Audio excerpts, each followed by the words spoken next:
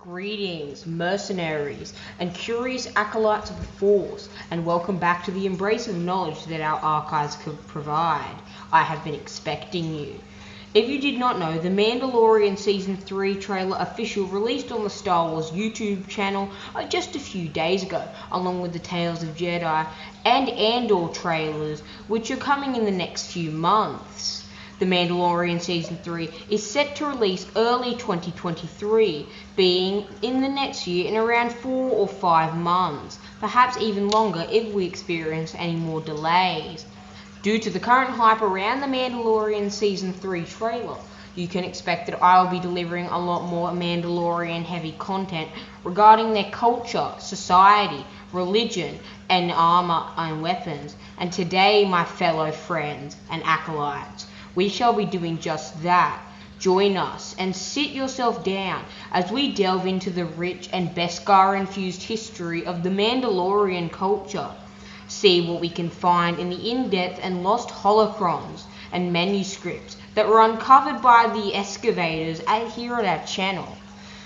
Just before we begin, I would like to remind all of the acolytes and starships that run across our trade route that have to subscribe.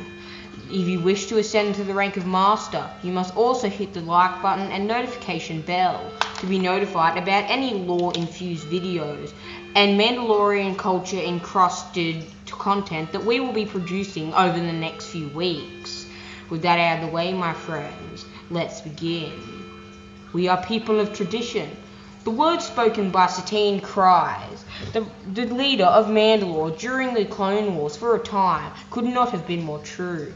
Mandalorians were some of the most feared warriors in the galaxy.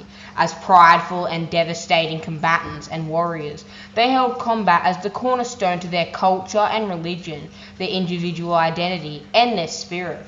Mandalorians shared a strong code, one encompassing honor and hope towards each other's brothers and sisters that could be invoked to settle disputes with one-on-one combatancy after a disagreement that would conclude with the death of one opponent and one remaining the superior.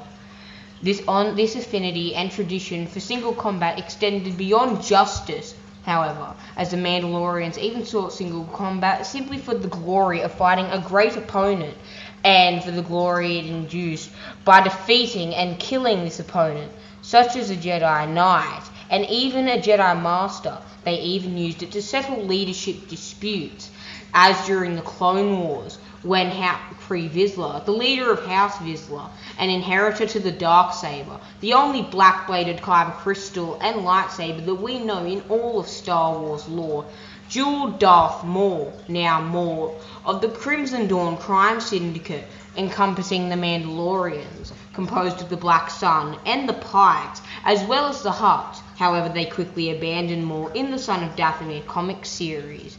Maul came out on top, beheading Vizsla and claiming the Darksaber and ownership over the honor-bound troops of Death Watch. However, some in House Vizsla, the house that Pre Vizsla hailed from, refused to accept non-Mandalorians like Maul from ever becoming the ruler and governor of Mandalore via such ancient traditions. Maul himself had Prime Minister Almec, a traitor and black market dealer in the early days of the Clone Wars, lied to the Mandalorian people by claiming that Satine Kryze, who was the former Prime Minister of Mandalore, had killed and slaughtered their former leader in Pre Vizsla, Maul's predecessor. The Darksaber was appropriated by House Vizsla as a symbol of authority and leadership used to unify the Mandalorians and their culture. The weapon became revered and passed down to new leaders who succeeded the old ones, who defeated the previous leader in often combat during their prime. Similar to the rule of two, when a young ambitious soldier believed they had surpassed the current leader in combat prowess and natural ability, they would challenge them to a duel, where one would prevail. Whichever one prevailed would be crowned the new or continue to rule over the in-depth culture and planet of Mandalore. However, the Mandalorians mostly waited until the top combatant and the current reigning monarch was in their prime to prove them as the next step for the Mandalorian society in their warrior ways. As well as the Galactic Basic Standard, Mandalorians spoke Mando'a. Those written form were also known as a Mandalorian. Mandalorian clan structure was like a pyramid, with the ruler, or commonly known in ancient texts and scrolls as Mandalore, at the top of the Mandalorian protectors enforcing that rule. Before them were the political factions known as the Many Houses, which remains after the family clans. One example was House Vizsla, one of the most rebellious and noble houses, which was comprised of Clan Vizsla and Clan Ren, the same clan and house that Sabine Wren, renowned Mandalorian rebel and exit pilot and specializer in the Ghost crew, would hail from in her earlier years. Under the rule of the pacifist Duchess Satine Kryze, also known and making her appearance most notable during the Clone Wars as the last Prime Minister of Mandalore that was actually a Mandalorian by birth, with Maul and Pre Vizsla succeeding her, with Pre Vizsla becoming the next Prime Minister and leader of Death Watch, but his reign was very short, as Maul decapitated him after claiming the Darksaber from the current reigning Prime Minister Pre Vizsla after defeating him in single combat. The new Mandalorian government that was formed and operated during the Clone Wars, the Mandalorians had mostly rejected their martial ancestral ways and ways of warriorism and violence and utter complete domination of the galaxy, seeing the Mandalorian Wars and the conflict most notably involving Mitra Surik, Revan, and Malak during the events of the Old Republic, 3,000 years before the Battle of Yavin. Revan led the charge and defeated Mandalore the Ultimate, the leader of the Mandalorians at that time and one of the Mandalores. Despite their pacifist ways, and under Satine Kryze's leadership, they maintained a police force and secret service who wielded electro-poles and shields in order to protect them in case the need arose. Though Mandalorians were usually distinctly human in race, one did not need to be human to become a Mandalorian. Instead, what one needed to do was follow the historic relics and tradition of the Mandalorian creed.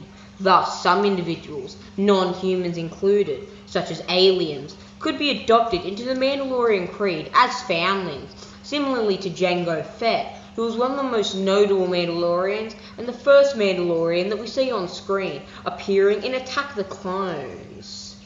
As foundlings, children were raised to become Mandalorian warriors, often inducted into the Order at a very young age. Now, I know the comment section are going to be ringing, saying that Boba Fett was the first Mandalorian we saw on scene. But I would like you to know that in Mandalorian culture, you have to follow the creed in order to be a Mandalorian.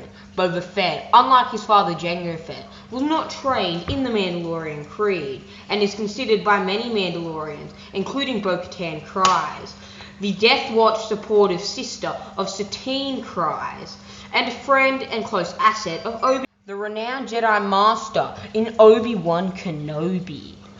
Boba Fett was not noted as a Mandalorian, and I will explain why in depth in another video, but to put it simply, Boba Fett was not inducted into the Mandalorian creed and was not raised as a Mandalorian foundling, unlike his father Jango. This made him a disgrace to wear his armor to beings like Bo-Katan and the other Mandalorians that he came across.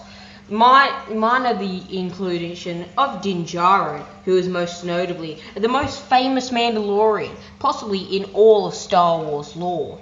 Although Mandalorians who had been foundlings were treated no differently than any other Mandalorians, possessing the right to bear their own armor, made of Durasteel infused with Beskar, which could repel lightsaber blasts and blaster shots, and even to form their own clans. Discrimination towards foundlings was observed to be present within many Mandalorian organizations in order to mainly practice, and other some dictators encouraged within Mandalorian clans, as it was believed that this would allow a warlike and warrior nature to befall and be bestowed upon these foundlings, with the Mandalorians intending each new generation of their people and kind to be more powerful than the last.